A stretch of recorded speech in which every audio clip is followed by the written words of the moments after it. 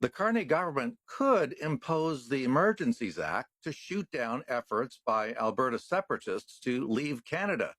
That, according to pro independence activists in that province.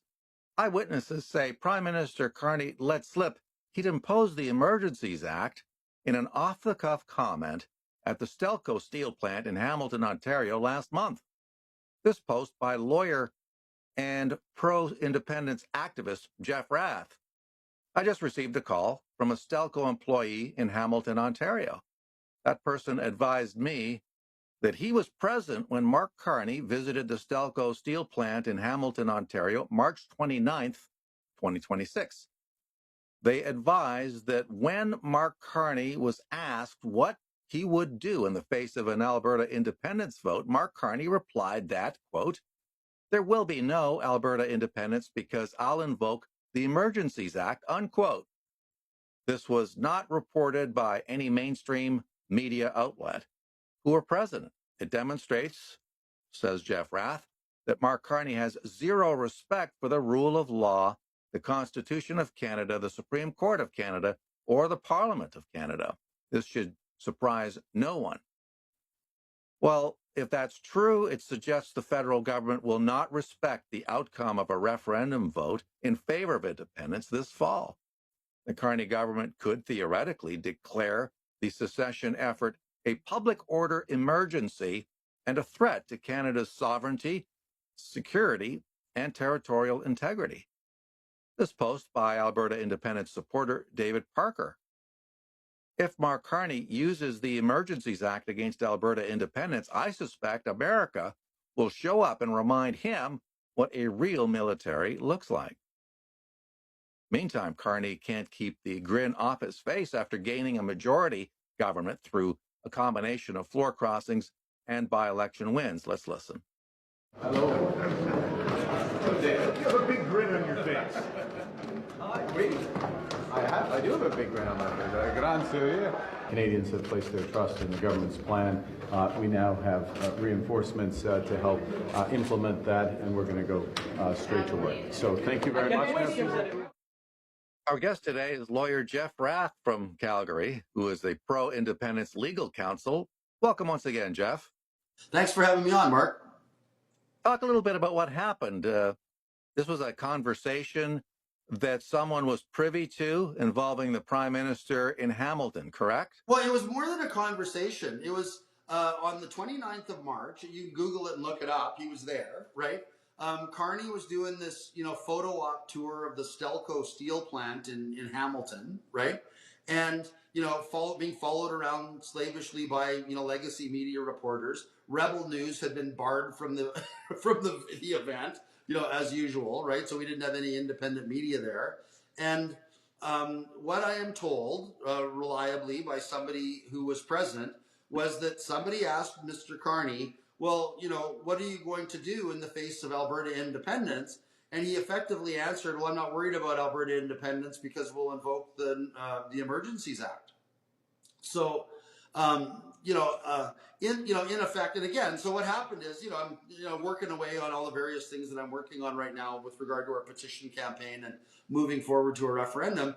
I get a message in my office that a gentleman had phoned from Hamilton that I needed to talk to about Mr. Carney's visit to the Stelco steel plant.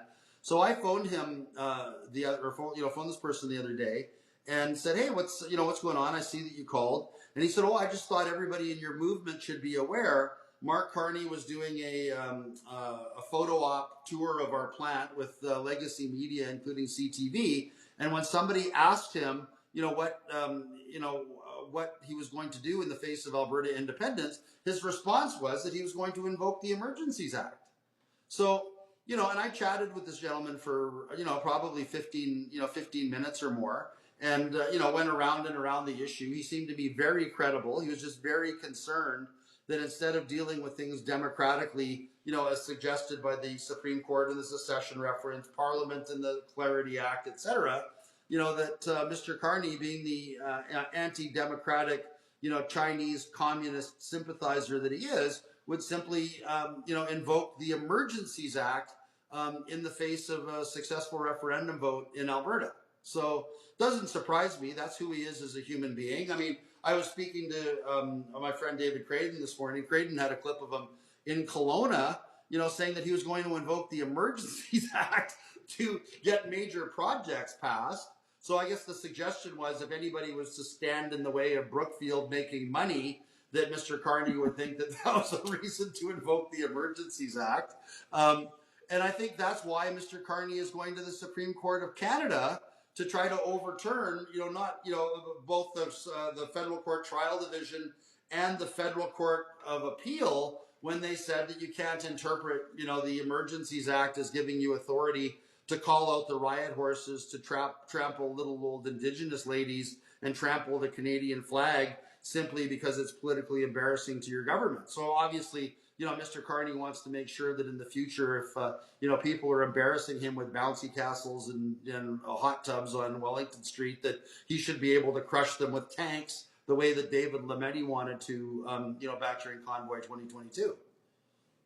Theoretically, the government, and you're the lawyer, I'm not, but maybe you could correct me, could declare the secession efforts by your organization and others as a public order emergency and a threat to Canada's sovereignty, security, and territorial integrity. So it Well, would. I think the problem with that is that the Supreme Court has already ruled on that to say that it's not. As long as we're following a legal and constitutional process leading to an amendment of the Constitution of Canada, it's a perfectly lawful form of political expression in Canada that has not only been endorsed by the Supreme Court of Canada, but has been endorsed by Parliament through the Clarity Act. And of course, what I find really interesting about this is that while Carney's out campaigning for by-elections or doing his photo ops in Ontario, telling people that he would happily crush Albertans under his boots, with the, by invoking the Emergencies Act, that he wasn't campaigning in Quebec in advance of the by-election around Montreal, telling Quebecers that he views Quebecers to be the chattel property of Brookfield, and if they ever have the temerity to suggest that they should leave Canada again, that he's going to invoke the Emergencies Act and completely crush their democratic will because that's who he is and what he can do as Prime Minister of Canada. I don't know that they would have been as keen to give him a majority government if they'd known that that's the way he thought. Well, I am wondering if the same applies to Quebec as it does to Alberta. If all of this is true and he would use the Emergencies Act to try and prevent Alberta from going independent, whether or not the same applies to Quebec and whether or not some of your contacts in the Quebec separatist movement, who, by the way, have actually spoken out in favor of Alberta independence, how they would feel about that and whether they're aware of it even. Well, I've obviously been really busy. We have a lot of other irons in the fire. We've got we're down to less than 2 weeks to go now in our petition campaign, which is going extremely well. Every time Carney opens his mouth, by the way, I thank him for everything that he does in favor of Alberta independence. I'm very grateful to him.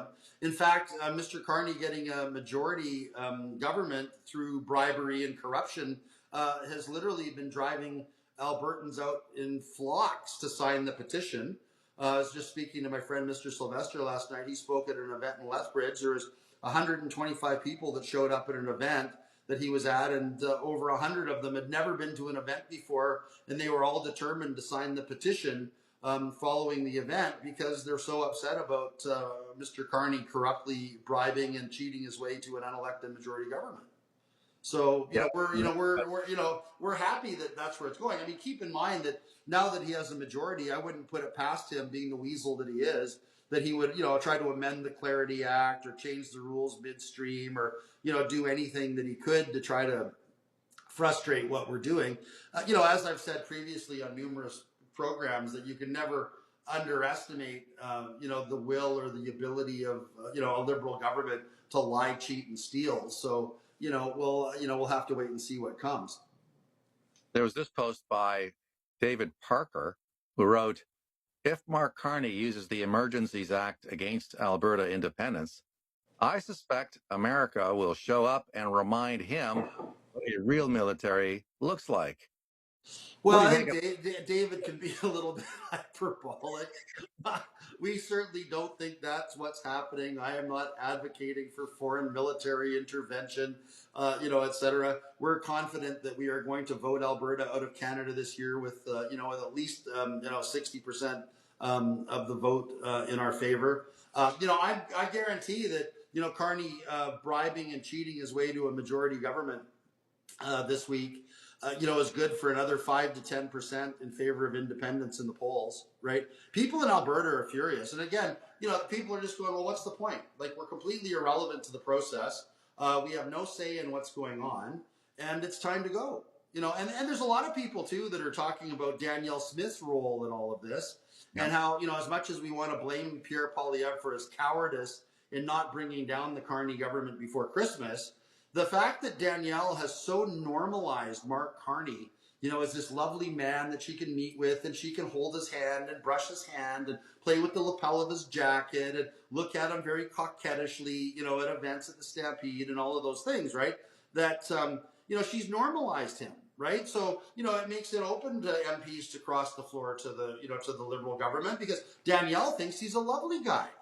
And he's a lovely person to do business with. So who cares if why would you stay in opposition when you can go work with this lovely man that Danielle Smith loves so much? So I blame her for for this as much as I blame Pierre Poilievre, to be frank. Will there be a pause in a declaration of independence after a referendum vote, say, decides that, yes, we want to move in favor of an independent Alberta? Is Well, it I mean, just I think there's a lot of unknowns, in the future, right? Is Danielle going to run for the leadership of the federal Conservative Party? I mean, I've heard that, from, very knowledgeable sources within the Conservative Party of Canada that, Pierre's ouster is imminent. And these are coming from people that were in the war room during the last election, that know Conservative politics and are far more connected than I am, are literally telling us that, that Pierre's removal as leader of the Conservative Party is imminent. So we'll see. I mean, there's going to be a lot of contenders. I mean, Doug Ford might want to be leader. Of course, we laugh at the thought of Jason Kenney running for leader. We know he wants to, but I mean, he couldn't get elected dog catcher in Alberta, so I don't think that anybody in the Conservative Party would be very smart to put Kenney in as leader, because you'd basically lose Alberta to the Conservative Party of Canada. Danielle's probably their best option. So, that would be interesting, because that would open up the premier's chair in Alberta. So who knows? I'm not sure if French is up to snuff, or even if she's interested. Yeah, No well, idea. I mean, who knows? I mean, I always say you could never underestimate the megalomania of a professional politician. So we'll see what we'll see what happens. They always want that next shiny, more powerful job, so that they've got more people that they can tell what to do, right? So, we'll see what happens. I mean, I personally think it's a long shot as well, right? That that would happen, but it might. I know there's lots of people that have been courting her for sure. What about the fact that some people feel there's no real face of the independence movement? In other words, they see people like yourself and, Keith Wilson, videos and statements and so forth, but there's no face to this whole thing, if you know what I'm saying. No leader. There, But there are I think leaders. that's a strength rather than a weakness, right? How Because so? because they, if they get rid of one of us, they're stuck with 100 more. Like, we're just like a hydra, right? And get rid of me. It's not going to stop the movement. And lots of people have tried. I mean, I know Danielle Smith has reached out to all these so-called influencers in Alberta, and every time I would say something negative about Danielle, they would all start attacking me, and we hate Jeff Rath and he's not a leader and blah blah blah. I've never purported to be a leader, right? And I have no aspiration whatsoever to ever run for public office. I couldn't imagine anything more boring and more tedious than being in government. I have no interest in it. But I mean, I'm doing my part. I'm, certainly amongst our base and people that support Alberta independence, they appreciate the fact that I speak truth to power, that I'm, that I lay it out there and tell people, tell people what I think in a very unvarnished and straightforward fashion. And I'm not a politician, and I never intend to become a politician. But if the feds under Prime Minister Carney just flat out refused to accept the results of a referendum. Just say, for instance, you win by 55% to 45 and declare independence, and the federal government just says, no, you're not going anywhere. You're a province. Nothing has changed from our vantage point except that you won a referendum, and which we don't accept, and we're not going to accept the results of it. I mean, what do you do then? Is it possible that you could try to leverage the support that you have seen, say, in the United States to try and push the matter with the feds? Well, again, I'm not going to speculate on what's going to happen in the future. There's all kinds of possible permutations and and combinations, and it's also going to depend on the will of the Alberta government. I mean, there's lots of things the Alberta government can presently do within its property and civil rights power under the Canadian Constitution. I mean, just pass a law and says, henceforth the federal government has no collection powers in Alberta to collect any taxes. We'll collect them all, and we'll decide what portion of federal taxes we're going to remit to Ottawa. As an example, right? We're not going to enforce various laws. Provinces do it all the time. I mean, BC for years, and nobody squawked about it because the Liberals, are very pro-drug, right? BC was deliberately telling the government of Canada that they weren't going to enforce massive sections of the Narcotics Control Act, and that they were going to decriminalize cocaine and heroin and other very pernicious addictive substances. And the federal government did nothing about it. BC, with regard to the fundamentalist Latter-day Saints commune at Bountiful, British Columbia, deliberately chose not to enforce the polygamy and bigamy provisions of the criminal code. And I guess, again, on the theory that, federal Liberals like polygamy and bigamy, so, I mean, provincial governments, choose not to enforce federal laws all the time. So, I think a very aggressive, provincial government following a positive referendum vote would have lots of levers that it could pull that could make Ottawa's life, very difficult. Negotiate directly with the U.S. for pipeline access to the Pacific Northwest, right? Ottawa might not like it, but, good luck telling the government of Alberta that, that it can't build a pipeline crossing at Coots or wherever there's a major highway going down into the States, right? I'm just wondering how ugly things could get. I mean, well, I'm not, again, it wouldn't be the first. We're a peaceful movement.